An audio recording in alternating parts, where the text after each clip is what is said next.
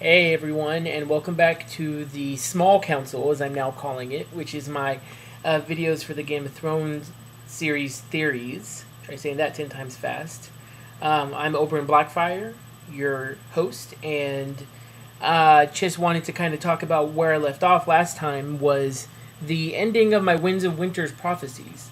I think I pretty much covered as much as I can on the prophecies that I have. However, thankfully, you guys subscribing and commenting and asking questions have kind of fueled me to think a little bit more. And one of the questions was I don't think that I mentioned Howland Reed and Rickon. Um, oh, my little my little nice watch tattoo, the crow. Sorry, just had to kind of throw that out there. That is a crow, just in case you guys were wondering. Um, but also, um, okay, Howland Reed and Rickon. I don't know if they're going to show up together. If the person that asked that question, if that's what you're asking, Howland Reed, I think, is kind of maybe on a completely other uh, kind of quest. I mean, I don't know. Howland Reed, I think, could also possibly be the man that Theon saw in Winterfell, that that was supposedly committing the murders and such. I think Howland Reed could very well be him. However, at the same point in time, Howland Reed is supposed to be small. Theon didn't really give a good description of this guy. That he was just in a cloak and what he said and that kind of stuff. I mean, I don't really know if that could be Howland Reed. I'm thinking more maybe Benjen Stark. A lot of people have qualms with that, but that's for another time. Um, Howland Reed, I think, I mean, he's the protector of the neck. He is the one that watches the neck. He is the one that is pretty much the gatekeeper to the north in a lot of ways. You know, I think that he doesn't really necessarily have a lot of manpower, but the men that he does have are perfect to do like guerrilla warfare to anyone that's trying to come up the north. He couldn't have stopped the Freys and the Boltons because he doesn't have that kind of force, but he sure made it hell for the Ironborn that held Mokalan, or the Neck, excuse me. For like he made it hell for a long time, and that kind of stuff, as we saw in A Dance with Dragons. So Howland Reed, I don't think he's too invested with so much Rickon right now, because as far as he knows, he only sent his kids to find Bran, and after that, I don't think there's been any communication with them at all. I mean, unless Bran can somehow send a raven to Howland saying, "Hey, look, we're up here in the north. I need you to go get my brother because we're actually alive." And I don't know. I mean, I don't. That would be actually a cool twist if Bran kind of sent him like one of the old way ravens, where the raven could actually talk to Howland and kind of give him battle plans and that kind of stuff. I would find that very interesting. But as far as Rickon goes, I think Howland and Rickon will remain separate, and Rickon is going to be found by Davos. Probably, obviously a little bit older and a little bit more wild. I think he's going to be one of the more fierce Starks, in the sense that he's not going to be worried too much about honor, but he's going to be worried about revenge. I mean, remember, he's the Black Wolf. Rickon is, he's Shaggy Dog, which is like the most fierce out of the dire wolves. And, I think that says something about Rickon, though. You know what I mean? Here's this little kid whose family goes off and promises, yeah, I'll be back, that kind of stuff. And then none of them come back. His whole home gets destroyed by people, by Theon, who he kind of knew, but he didn't really know, and that kind of stuff. By all these people, he has to hide within his own castle and that kind of stuff. I think that's gonna make him angry. But also at the same point, I have to shed some light on this too, is I think that he's gonna be much more sympathetic towards the wildlings because of the fact that he's being raised by Osha.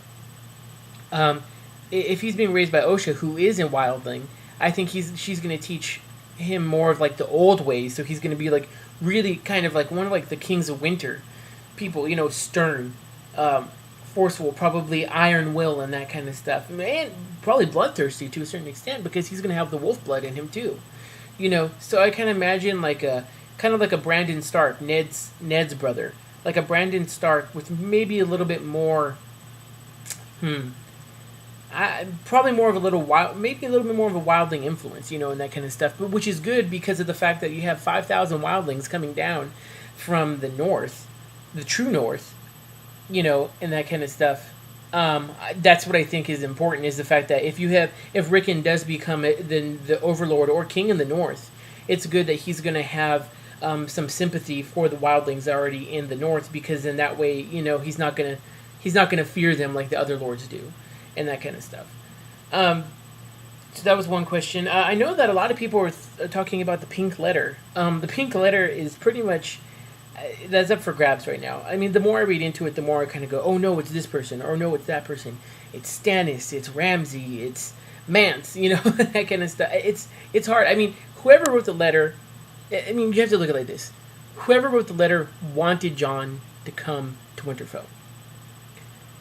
That doesn't sound like a Ramsay or Bolton move.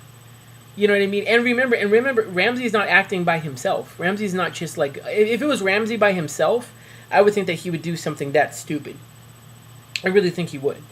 But Roose is there to temper Ramsay in his rage. So I would say it's probably more like Mance or Stannis. The reason I say Stannis is because of the fact that Stannis has a very, very peculiar mind. And he even said, if you read the Theon chapter, he even tells Justin Massey, you might hear that I'm dead. You might hear this or that. There might be reports of me being dead. But you are to bring the boats and everything and the gold that you find from Braavos to Westeros, no matter what you hear. Saying that is kind of like, okay. And then all of a sudden, this is in the midst of Jon getting the pink letter and that kind of stuff. That kind of adds up. I mean, quite honestly, it's like, you have to say that's a pretty good precursor. For it being Mance, though, I mean, that's a pretty... Mance, he's a trickster, so he could be seeing... he could be trying to kill two birds with one stone. It could be like the fall... He's trying to weaken the Night's Watch because he knows that some people will come with Jon and stuff like that, while also trying to help and get rid of the Boltons. You know what I mean? Because of the fact that if Jon brings down a force of Night's Watch and wildlings, then that's going to give him enough men to pretty much defeat the Boltons and the Freys together, and the Manderleys if they decided to stay with them. But we know that the Manderleys they're just waiting for a word to pretty much switch their cloaks. And now that we've had sample chapters of the Battle of Meereen, the funny thing is I'm pretty sure the Battle of Winterfell is going to shape up almost exactly like that, because see, in the Battle of Meereen you had two companies that switched their cloaks and fought for Daenerys. You had the Second Sons, and then you had the Windblown that decided to switch sides right in the middle. Okay, if you have the Karstarks, and if you have the Karstarks, and you have the Umbers, and then you have Manderley, all of them have men within the Bolton and Frey camp. All it's going to take to see is once battle comes, boom, switch, and then the Boltons and the Freys are pretty much they're done. I think no matter what, they are done, and that kind of stuff. There might be some infighting between Stannis and and the other people of saying, well, no, this is a Stark land and we need to get Rickon back or whatever, and that kind of whole thing. But we don't know. I mean, we that part is harder to discuss because people might just say, well, screw whoever leads the North. We have White Walkers coming down. You know what I mean? And this also leads me, this is something I want to touch on too, is the White Walkers that we saw. I don't know if any of you viewed the HBO series, but I believe it was episode 3. Yeah, I believe it was episode 3 or 4, where we finally saw what happens to Craster's sons. Is this what really happens in the books? We don't know, but we finally do get to have a glimpse into the land of always winter. And then the person that receives the baby, or the White Walker that receives the baby, is listed as the Night's King in the cast for the casting of the series. So we know we get to see the Night's King. Okay, does that mean that there's a Night's King still within the book series? That's a harder question. I mean, I don't really think. I think that the White Walkers will be something like that. I do believe that's what happens to Craster's sons, is they become more White Walkers. But at the same point in time, I don't think... George R. R. Martin has already said that the White Walkers in the show are not the White Walkers in the books. They're very different, even though so many people are kind of like, oh my god, the White Walkers are like that. The Night's King, oh, that means Stannis can't become the Night's King 2.0, which I still think is going to happen. I think that Stannis will become the fire version of the Night's King within the Night's Watch, because Melisandre, uh, Melisandre fits completely the type of the woman that the original Night's King fell in love with. And so if Stannis does the same thing, then he'll technically be the fire version of the Night's King, to where he becomes king and marries this supernatural woman, and then atrocities are committed. Burning people as atrocities. Just saying. And I'm a Stannis fan. Don't get me wrong. I'm not anti-Stannis, but I just feel like everything is adding up for him to kind of have a semi-tragic end.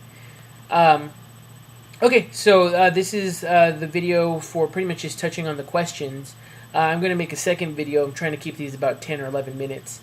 I'm going to have a second video talking explicitly about the North and how it's forever changed, and the White Walkers, as well as touching on Arya's new sample chapter from Winds of Winter. So stay tuned, and Valar Morghulis.